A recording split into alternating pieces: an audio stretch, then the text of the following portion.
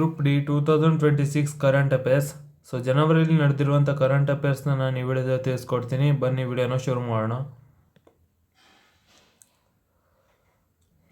ಮೊದಲನೇ current affairs ಬಂದ್ಬಿಟ್ಟು 2026ರಲ್ಲಿ ಭಾರತವು ಎಷ್ಟನೇ ರಿಪಬ್ಲಿಕ್ ಡೇ ಅನ್ನು ಆಚರಿಸಿತು?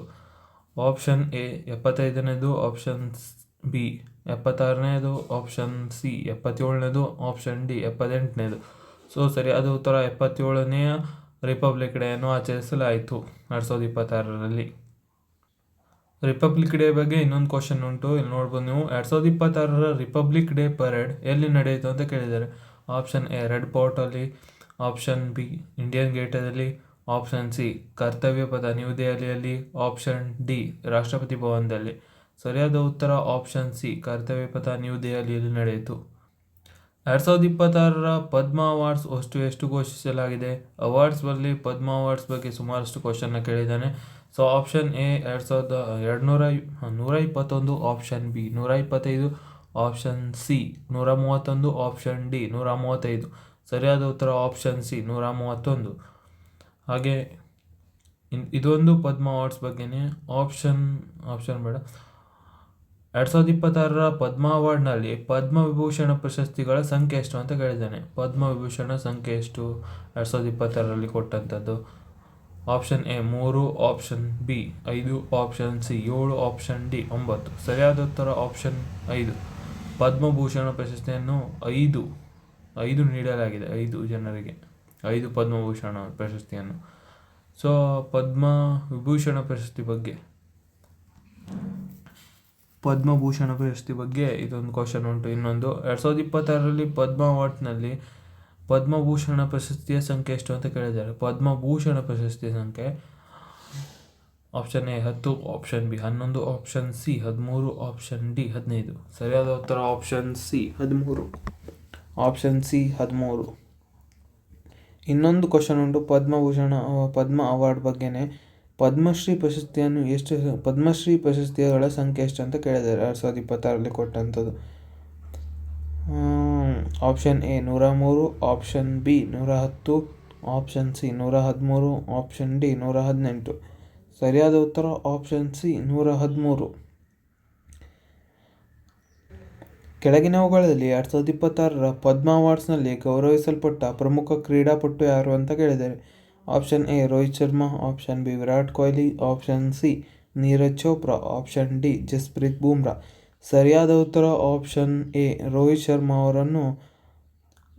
ಶರ್ಮಾ ಅವರಿಗೆ ಗೌರವಿಸಲ್ಪಟ್ಟದ್ದು.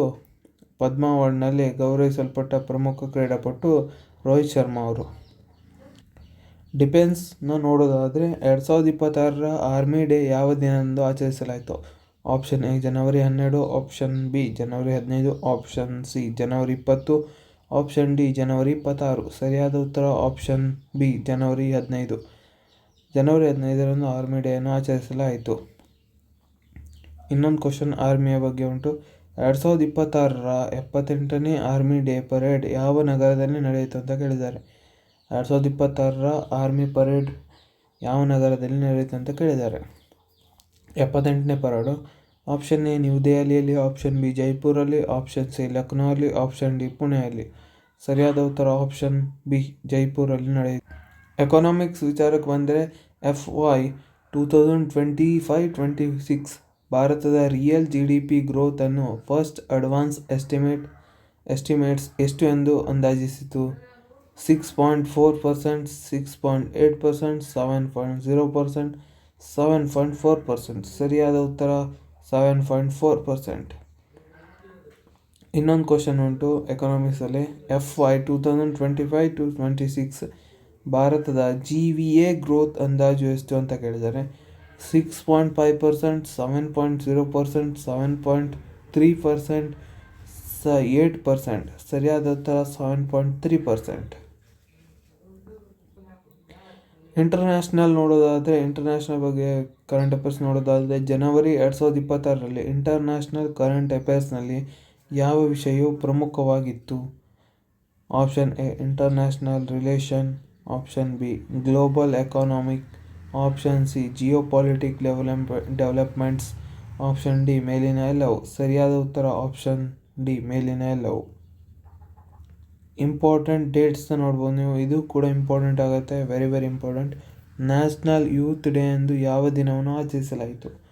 ಆಪ್ಷನ್ ಎ ಜನವರಿ 10, ಆಪ್ಷನ್ ಬಿ ಜನವರಿ 12, ಆಪ್ಷನ್ ಸಿ ಜನವರಿ 15, ಆಪ್ಷನ್ ಡಿ ಜನವರಿ 26.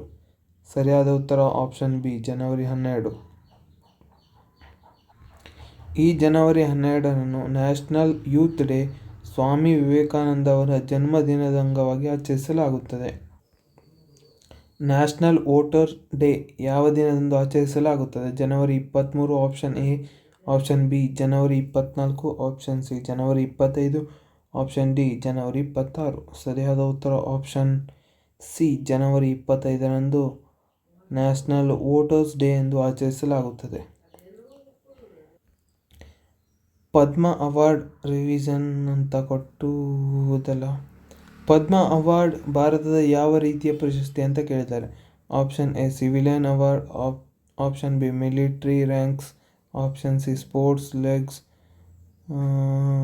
ಆಪ್ಷನ್ ಡಿ ಅಕಾಡೆಮಿಕ್ ಎಕ್ಸಾಮಿನೇಷನ್ ಅಂತ ಕೊಟ್ಟಿದ್ದಾರೆ. ಸರಿಯಾದ ಉತ್ತರ ಆಪ್ಷನ್ ಎ ಸಿವಿಲಿಯನ್ ಅವಾರ್ಡ್.